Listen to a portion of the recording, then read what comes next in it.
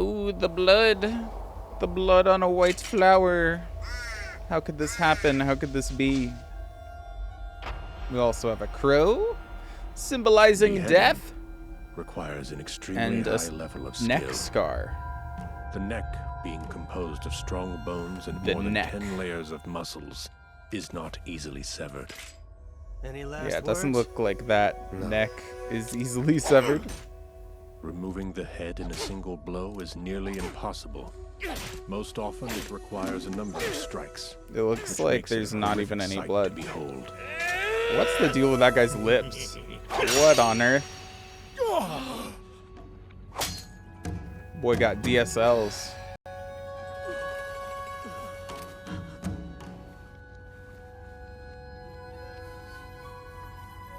Well, he doesn't look too pleased about this whole Why is it that I situation. can't die? Or rather, that I won't die. Why?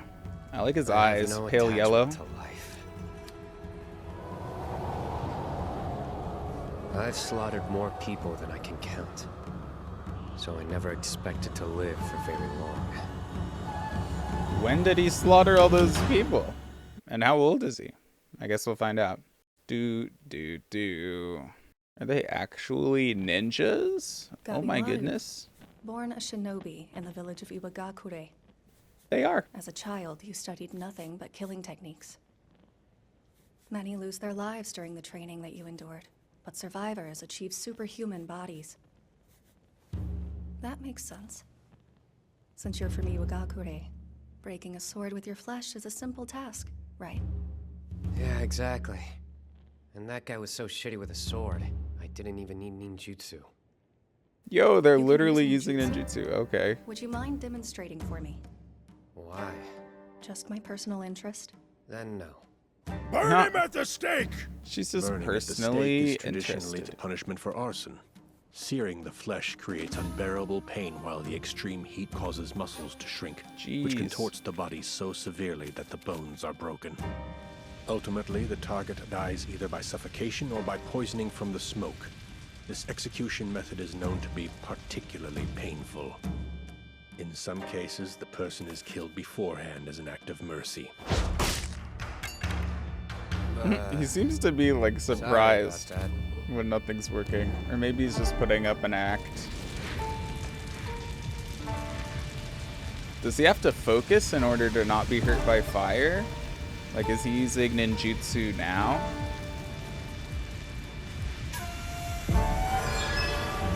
What? But how? The flames are so high. Believe me, despite what it looks like, this isn't on purpose. If anything, I want you to kill me. If you say so. If you're not looking at me anyway, you might as well give me some clothes. Please? Your nudity doesn't make a difference either way. My job is to create a record. Continue. So you wanted to know my background? It's pretty dull. That's my job. Yo, those moths are going crazy. My parents? No clue. I know they were killed by the village chief when I was a baby. So you want me to exposit to know you, why. okay? Doesn't bother me. It doesn't bother him. Dreams? None. Shinobi don't have some grand purpose. He doesn't care. They just kill as they're told. He reminds me of the lightning boy from Hunter x How Hunter. did I get captured? Well, let's see if I remember. I tried to leave the village.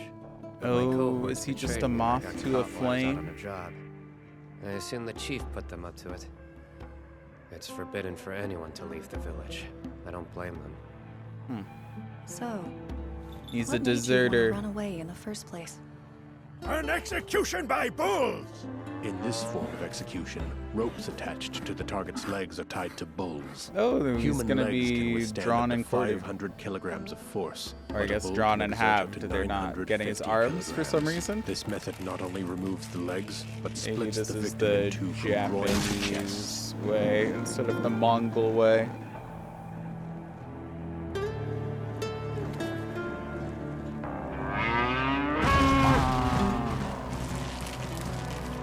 That looks like it's kind of straining him. Are the cows gonna be split in two? That would be funny. Huh. Aww, they're just laying down. They love him. This is an embarrassment to the magistrate's office! You, bring out some more bowls! It's strange. What? My indestructible body? Yeah. Despite your claims that you didn't want to live, it still appeared as though you were resisting. Why would a person with no will to live? No. Actually, tell me why you wanted to get away from the village. Do you still refuse to answer that question? Oh, so this happened in between. Hurry up and... Please let me work. Ma'am? Yeah, The fuck bull... Please off. let me work. All right. Please let me... It's nothing interesting. Uh-huh. I She's was just the best in programmed to hate Iwagakure. everyone. The chief held me in high regard, and I ended up getting married to his daughter. Oh. But as it turned out, that girl was a complete idiot. How does a shinobi, let alone the chief, have a daughter who's that stupid? Oh, Her is she the sheltered one with the childhood burn? made her naive, and she turned my entire life upside down. Remove your shoes when you're inside the house. And you should always remember to pray at least once every day. Say thanks for the meal at dinner. To show respect for the life we've taken. Oh. After a while, I got fed up with So it. she just I was afraid has I'd lose my pleasantries edge. and If is those polite. are your feelings, then there's nothing to be done. All right, I'm prepared to honor your wishes, but there is one final thing that I'd like you to do for me first. I knew I'd been set up. But I also knew his cohorts would follow me, even if I got away. I'd fallen into their trap. I realized I'd been foolish to defy the chief in the first place, so I just surrendered. What did the chief want him to do? That's it. It's kind of a boring reason. Maybe we'll find out. I hope you'll forgive me if I'm speaking out of turn, but because you're a woman, I don't think you should involve yourself with him. Because you're a woman. Has anyone told you what his name is? Former His name shinobi is from Cupid. Iwagakure. Dabimaru, correct? Well, there's another name he goes by. Woman killer. Dabimaru the Hollow. The Hollow. He's empty. No blood or tears. That monster slaughtered 20 men when they arrested him. They say the shinobi from there takes some drink. It's known as the elixir of life. Oh. Legendary medicine of immortality that comes from Shinsenkyo. He drank worm piss. I'm sorry, ma'am. I'm sure I must sound crazy. But regardless of all that, he's dangerous. I doubt that somehow. Well, Even though if he's he's killed really so hundreds hollow, of people, then why fight I 20 doubt men to him. live? There'd be no reason. Despite your claims that you didn't want to live, it still appeared as though you were resisting. She's right. Homie's gotta What resist. am I doing? I have no attachment to life. So why don't I just die already? It seems like you do, fam. Tomorrow, Maybe it's a when they subconscious try to execute attachment. me again, that's when I'll end it. Like, end it by escaping or end it by actually dying? Probably Death by escaping, because boiling, it's episode also 1 of a known as show. Death by cauldron uses a massive amount of hot oil. However, the oil combusts at a temperature of 370 degrees Celsius.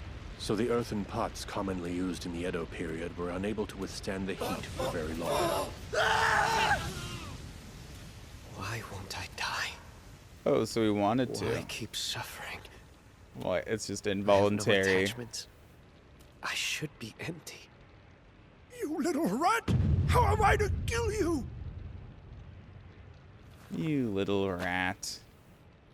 You're all dirty rats. Sir, it's done. The arrangements have been made. I'll begin when you're ready. What else? What other arrangements? Is he gonna be like buried alive or something? What kind of execution this time? And how long are you going to keep trying? It's starting to get old for me. We finally found a way to shut you up for good. They're gonna give him the Deadpool treatment.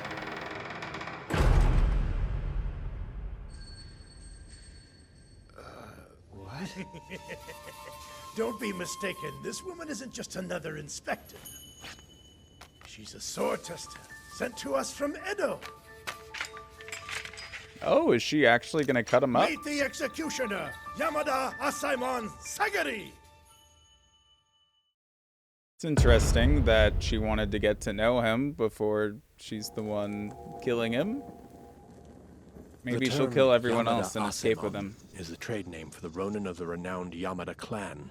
These extremely skilled warriors have offered their talents as sword testers and executioners for many generations.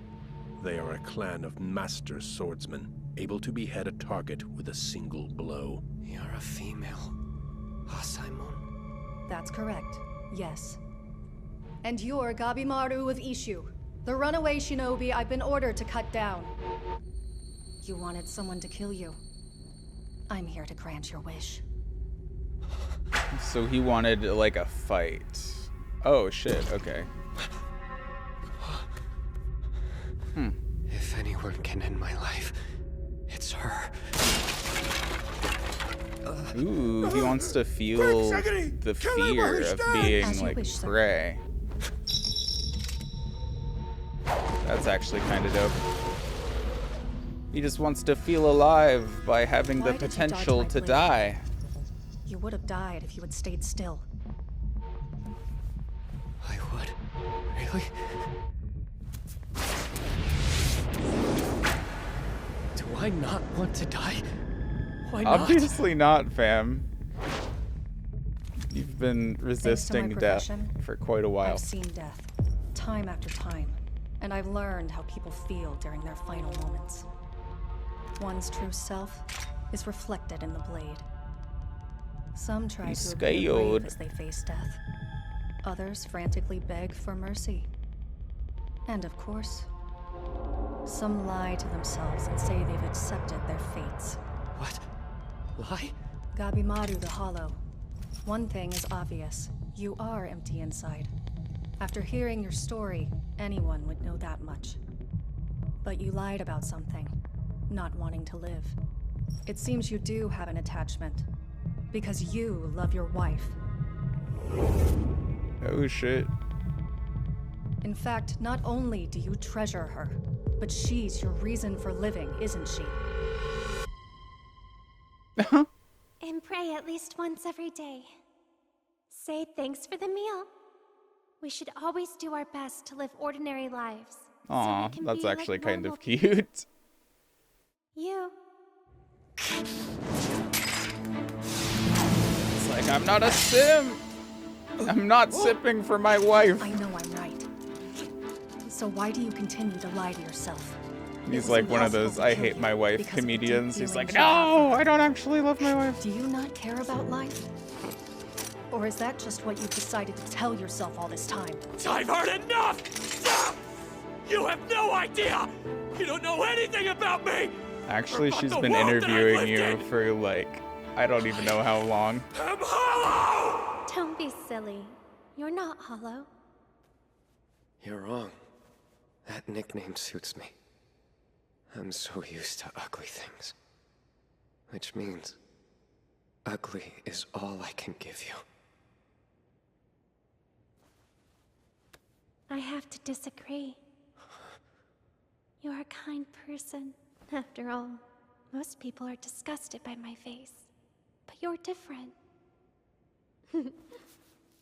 I don't know, maybe being used to ugly things isn't so bad. In Iwagakure, men are soldiers, and the women just bear children. We're not allowed to live independently as people. How did she get that scar That's then? what happened in my face. Oh, shit. My father wanted me to give up on living a typical woman's life, so he burned it. Holy fuck. Fortunately, it isn't that easy to destroy a person's heart. Maybe, but... So she doesn't want to be a warrior? Her dad wanted her to be a warrior, but she's like, nah, let me bear children. What did you do that for? See? Look how much you're blushing. There's just no way a person like you could be hollow. My name is Gabimaru the Hollow! Oh boy. I'm nothing but a heartless monster! No matter how hard I'm I a try, beast. I There's can't no be way a human! beauty could find my humanity.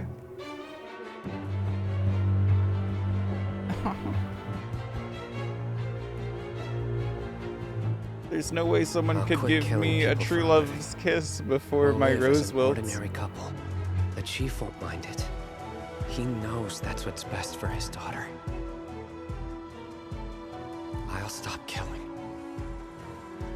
We'll live somewhere quiet. Keeping to ourselves. We'll be normal. Shut up! You know that's impossible! Ah! But it isn't! Wait. What? I've come here with an official pardon from the Shogunate. Not only does it clear you of all charges, but if you receive it, you'll be guaranteed the Shogun's protection. So with this pardon, you'd be safe from the Magistrate's office and the village's shinobi. Really? But I don't understand. Who granted the However, pardon? It comes with a condition. You will go to the underworld. Huh? Like where you go when you die? That's right. You're telling me to die? Well, no. There is a land called Shinsenkyo, a place without pain, brimming with fertility and joy. Since ancient times, believers have known it by many names. Paradise, the other side, Elysium. or heaven. It was said to lie far to the southwest, somewhere beyond the Ryukyu kingdom. And now, finally, it's been found. Butterflies dancing among the flowers, voices singing in the distance. It's just as the legends described it. Supposedly, the immortality-granting elixir of life can be found there. So the Shogunate sent a Didn't he search already party, take the hoping elixir? to bring back the powerful elixir. However, No one returned. Were they like sending back ravens or something with messages? Is that how they got the intel?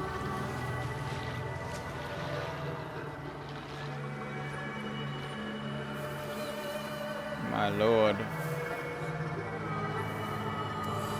I love the contrast between that and the real world. Oh, fuck. 5 more expeditions were sent out, Yo. but not a soul returned. 5 more? Only the things their bodies became. What? I still don't Well, it get seems like they were What having kind a of good story was time that? before it Sounds like some consumed fairy them. tale. Yes, everyone believed that it was fiction. Until they saw that. Human bodies turning into flowers. How mysterious. It sounds quite mystical, doesn't it? This means the legendary place is real, and the sweet elixir of life can be found there. We'll need expendable people for the next expedition. We'll assemble a group of criminals from all over who've been condemned to death. Whomever is able to bring back the elixir of life shall receive a pardon. I came to identify potential candidates for the assignment. People Okay, with skill. so he's who just like feel an one of unrelenting many. desire So we'll to probably live. see a bunch of side characters down there as On my way well here, I learned the whereabouts that of have your been wife. locked up for She's various still waiting reasons. for you in Iwagakure. The day you were captured, she shut herself away. No one's heard her breathe a word. It seems Is that her father's that she shadow in the believes you're going background? to return. I'll ask you again. Do you have any attachment to life? Traveling to a mysterious island to compete for a pardon. Battling heinous criminals condemned to death. That is the only way for you to be reunited with your beloved. Gabimaru, will you risk death for a life with her? The choice is yours. That's ridiculous! I'm not setting this man free to chase after some fairy tale! Yeah, like whose jurisdiction is this? The Shogunate has commanded it. He's a dead man walking! There are plenty of others just like him. Stand in my way and I'll be glad to execute you both. How is he gonna do anything? Are you listening, Hollow? He's in no They position call to me make Hollow. any threats. Heartless. It isn't that easy to destroy a person's heart.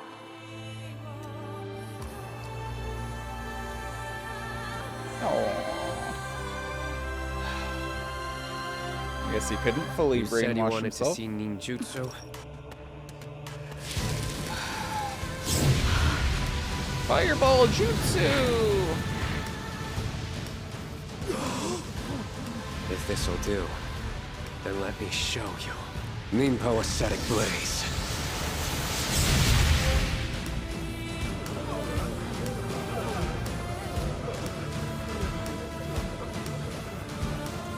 And his hair just got longer. Impressive. Why did he spare him? All right then. I guess because Elixir of he's life, like huh? old and useless. I'll go find it for you. So, Alright, I Where do guess I I'll be start the looking? protagonist. I'd like you to come with me. We'll travel to Edo and then we can... making a detour to Edo sounds like a pain. Can't we just go directly to the island? He went from indifferent to insufferable. We'll call it off if you'd like. No, I'll do whatever I need to. My Alright. mind's completely made up. He's, doesn't matter how he's many switched criminals I from have to dark, face. brooding protagonist to normal, I will awkward, make it back silly alive. anime boy protagonist. Alright, For your let's go. sake.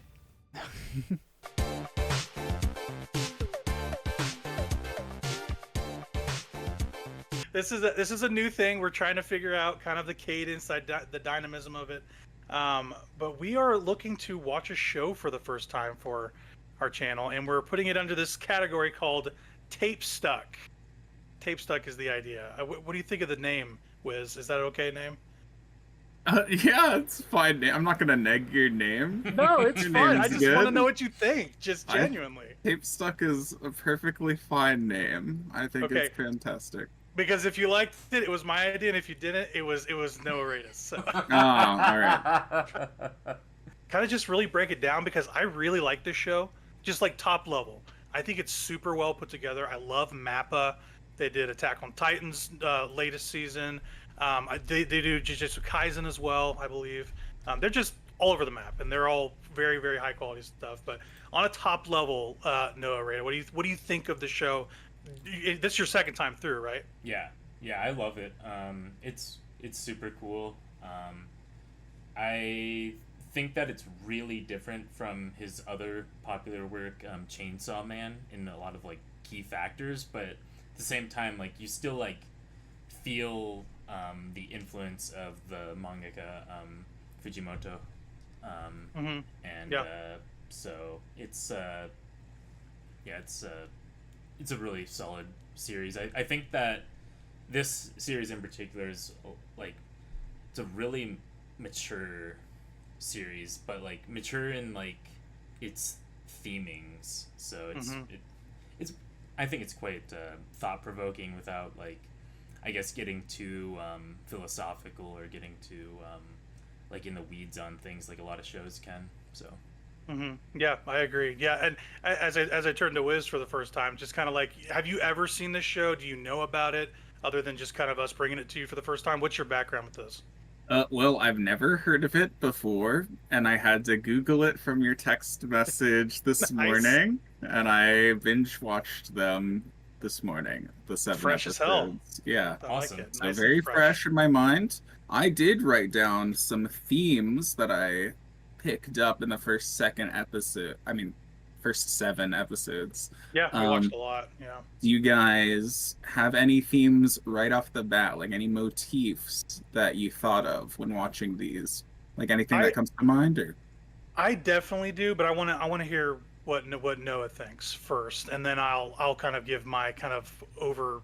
There's one theme I can think of for sure, but what do you think, Noah? Yeah, I really like the just how the show is all about finding like each character is trying to find their place in the world. Like that's kind of like a big theme of the show, and like the whole like retribution for characters is also like a really big part of the show. Like they're using this trial to find retribution, a lot of these characters, or to overcome some weakness of themselves.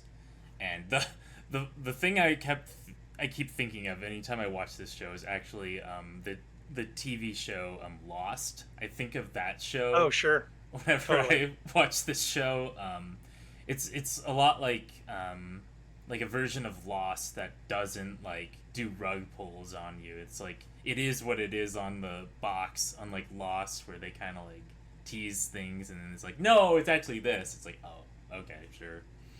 So. Right. Yeah. Just like in a top level theming, I definitely felt that influence throughout for sure. Not just with the island motif, but like you said, with the storytelling, the pacing. Initially, it feels that way. There's a great degree of mystery. I mean, the actual like it doesn't start with like an accident like Lost does, for instance, but you know you do feel that sort of influence at least at the beginning. And I think the biggest theme for me was how some of the characters kind of feel, they feel like they're like inadequate. They have a certain degree of guilt that is kind of literally hanging off of them, and kind of a, I don't know, it's kind of like an artistic motif they kind of have throughout the first 7 episodes, really, with Gabby Morrow and then Sagiri as well. Like literally guilt hanging off of them, I found was kind of a pretty powerful motif to kind of usher in the first half of these episodes. Yeah, scenes. totally. Yeah, what did you think? About hanging dong, hanging everything in there. yeah, totally. But yeah, it's that's really what I got from it. At least initially, just great overview. Again, I don't know how it ends for sure. But yeah, any like top level thoughts we want to talk about this show, just kind of on an overview level before we really dive in deep, because there's a lot to talk about for each episode. So take the floor. Yeah, I guess I'll just go into what I wrote down for like themes and then the kind of the stuff that it reminds me of. But yeah, some of the themes that I noticed in the first few episodes is that like beauty is deceiving. They do that in a few different ways. Like for one, like the island itself, like being kind of a siren luring people in and then being completely fucked. Yes. Inside.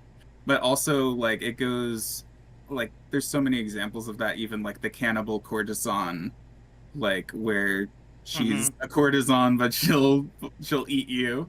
Yeah. And then like even the person she was trying to like seduce ended up killing her. So like she was trying to do some sirening and then she ended up getting sirened. I was like, okay, that's a nice little theme. And then life is beautiful in itself is another theme that kind of goes in that. So it's like not necessarily presenting beauty, but just existing in life is beautiful as it is.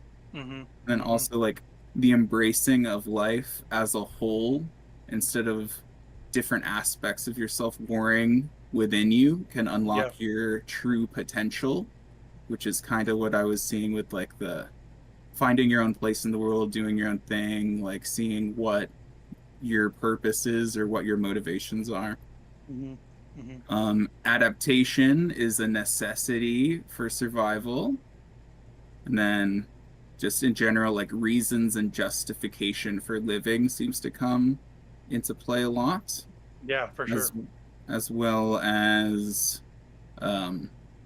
like another thing I wrote down was when conditioning fails, rely on basic instinct.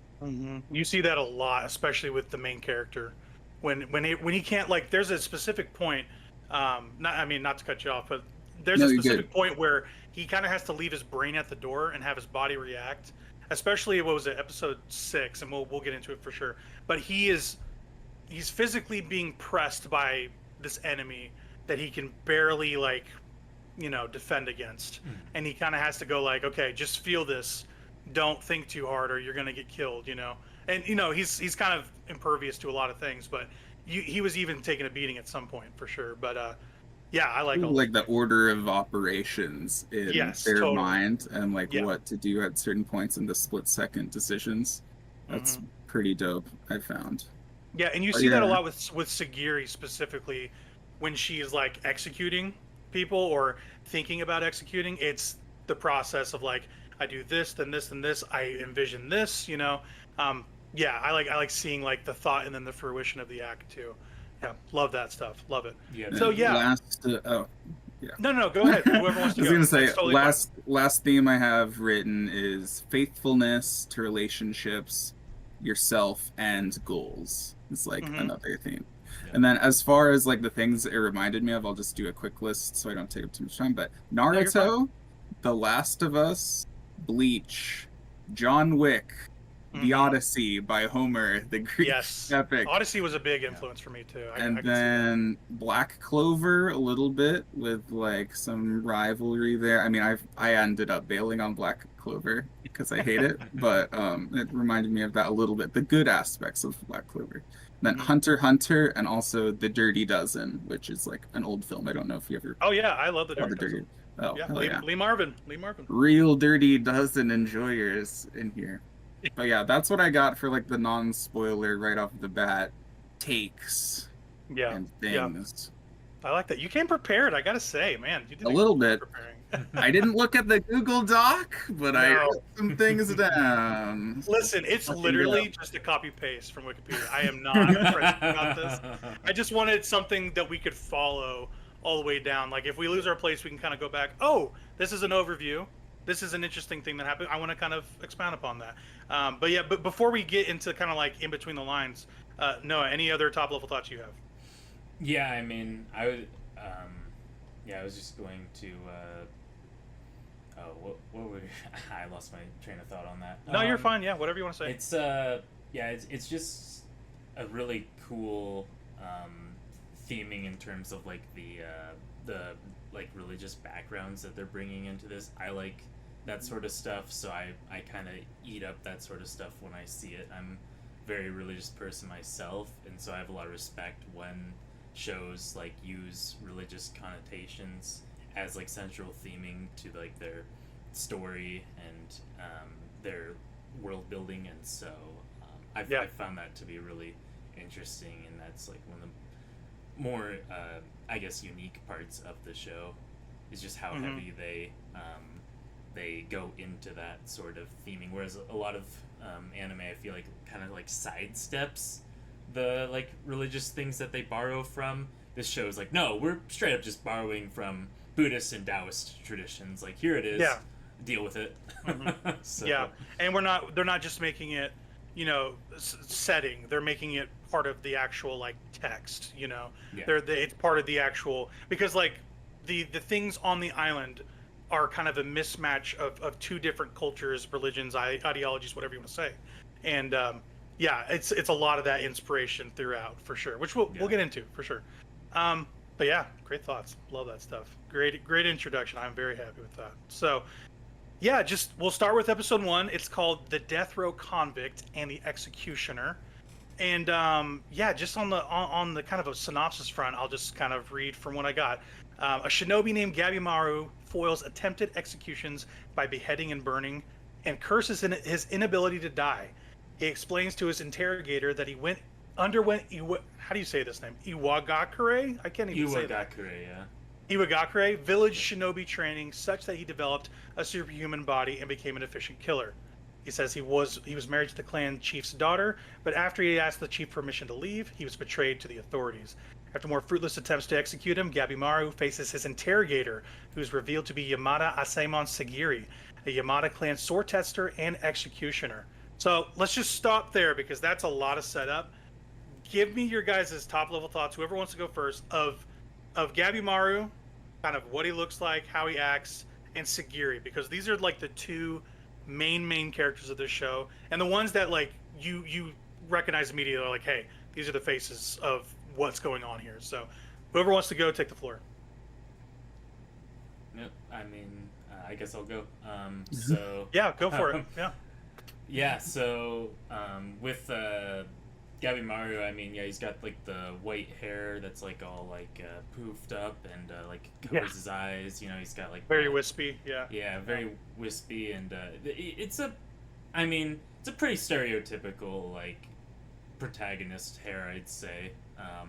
I've seen it in a few anime, but it's it's a cool it's a fine design. I think that I like the Sagiri design a bit more. I think it's more pointed, and it's unique in its plainness. I think is the Sagiri design, because like she has very like sharp defining aspects to her character, but she's also like just like supposed to be that like the plain, you know, unanimeified, I guess, heroine, right?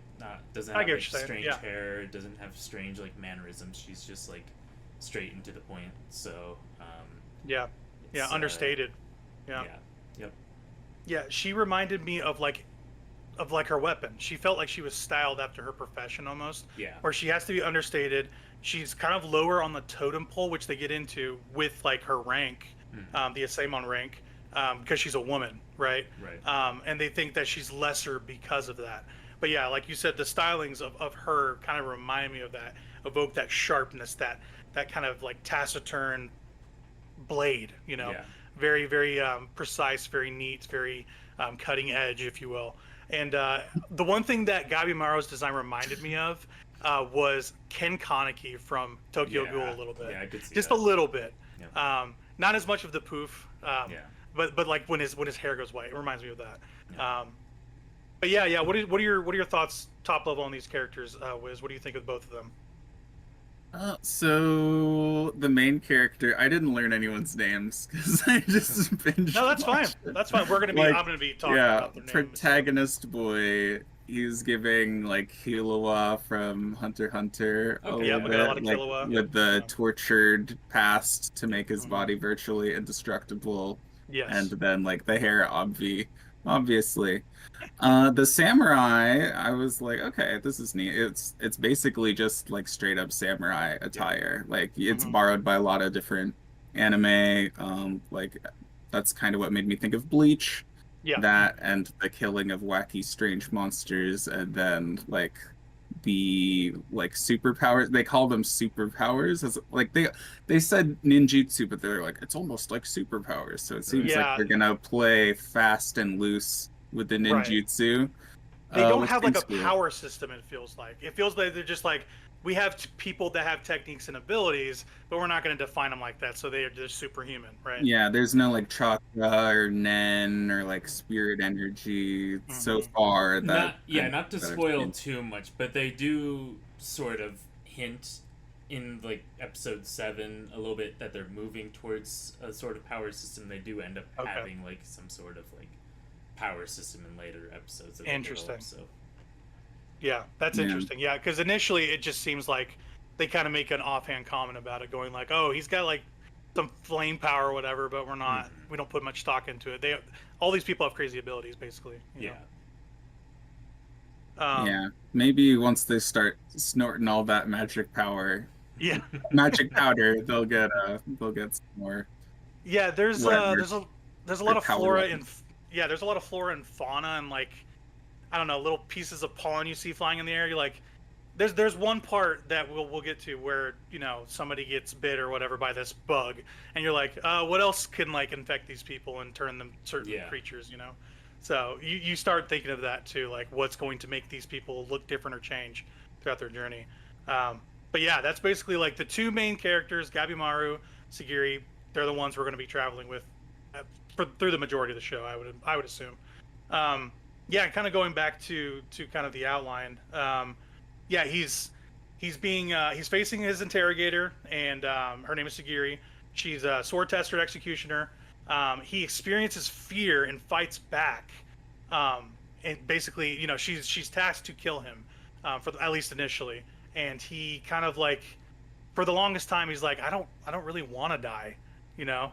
Or he's like, why can't I die? Yeah. Not like he doesn't want to die. He's like, feels like he's lost all purpose. He's kind of been framed, for the most part. For, you know, his village has framed him for kind of, what was it? He like wanted to get out of the assassin life. Is that right? He wanted to live the assassin life with his wife and like live a normal life.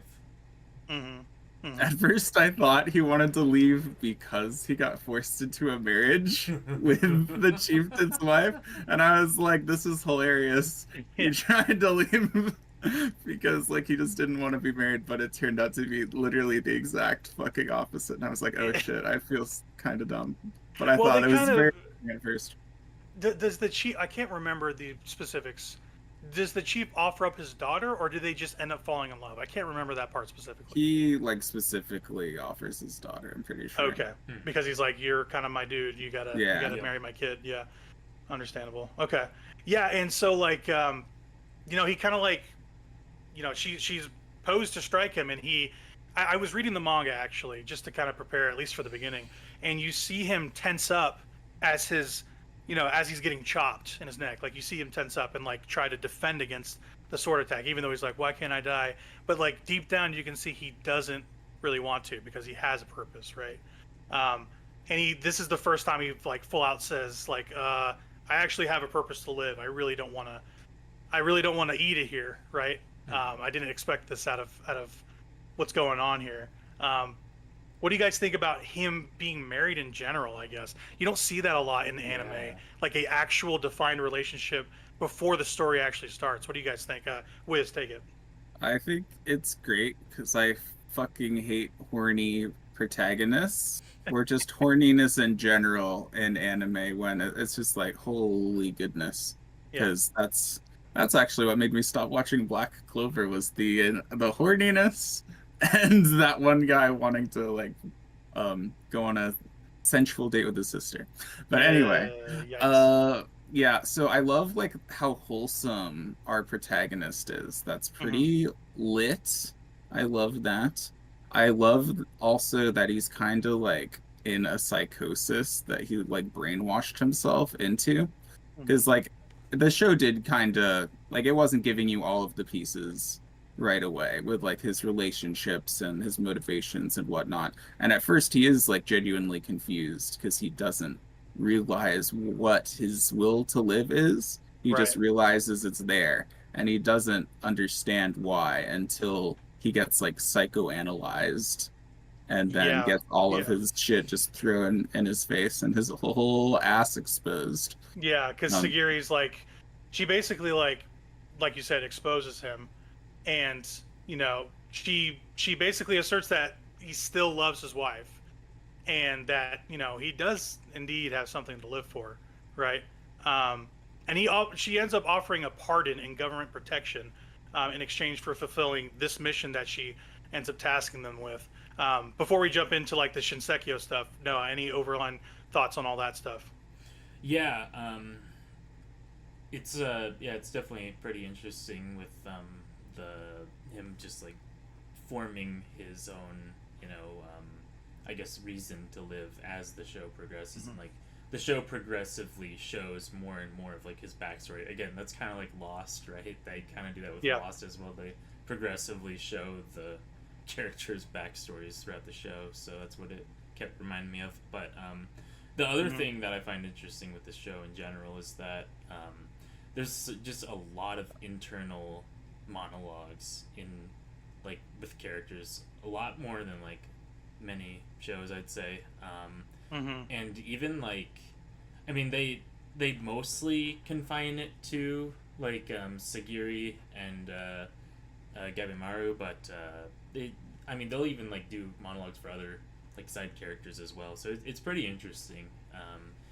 I feel like the show would work really well with like a visual novel adaptation, or like a you know, some sort of like spin-off or something in that format, because the writer of this show seems to really know how to do those internal monologues well. Yeah, and that's the best like view for a VN or just a regular novel is the first person take, is the internal dialogue, is the struggle, right? And like you said, that's something I also identified, especially with Gabimaru. He's always talking to himself, always, and it's never a question of what he thinks. It's only a question of what his motivation is until it's not, and then they finally say like, you do have a reason, right? And then ultimately like she gives him a pardon to go to Shinseikyo, a legendary land rumored to hold the elixir of immortality, and retrieve the elixir in competition with other death row criminals. The promise of a peaceful life with his beloved wife prompts Gabimaru to agree unhesitatingly. So this is one of the most interesting parts of the show, at least initially, is this elixir of immortality. And kind of the chief's place in that. the idea is, at least at the beginning, they don't really show it, is that the chief of the Iwagakure clan, I guess, he went to this island, or he got this elixir somehow, and he's basically defied death in a way where no wound can hurt him. No, like, he has become impervious to almost anything, right?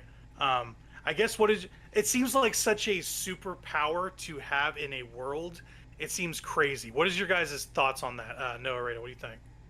Yeah, and I think it's one of those things that the show seems to point to it having a limit, and also like has like downsides to it that we don't quite, we're not revealed towards like the beginning of it, but then they progressively like reveal like the extent of it and why this isn't such a great thing to be wanting to do to yourself, essentially. Gotcha. So it's it's a definitely an interesting premise, and like it's one that doesn't get used a whole lot in shows, I don't think so. Whiz, what do you think? Okay, could you like restate the question?